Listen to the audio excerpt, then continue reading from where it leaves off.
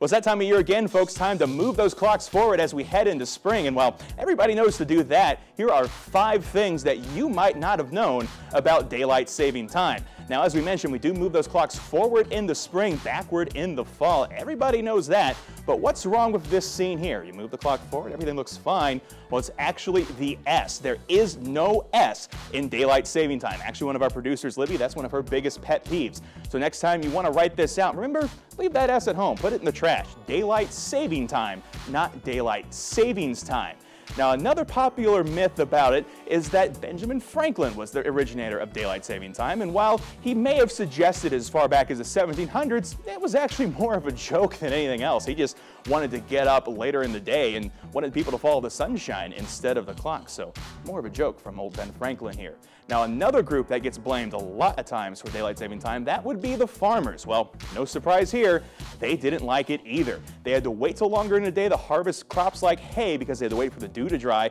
Just because you moved the clock, it didn't mean the cows were ready to be milked, and it also meant that workers still wanted to leave at the normal time of day. They didn't care about the sunshine, at least in terms of the hired help. So the farmers, they didn't like it either and actually really opposed it when the U.S. started to adopt daylight saving time.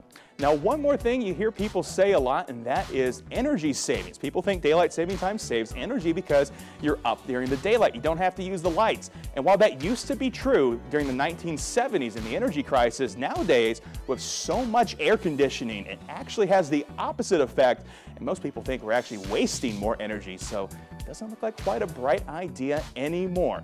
Now, as far as another effect of daylight saving time, that could be your health. It could be doing more straining than it actually is saving. You're at higher risk for things like heart attacks and strokes, especially if you're of an older age. That concern goes up even more. And of course, sleep deprivation, which is never good for anyone.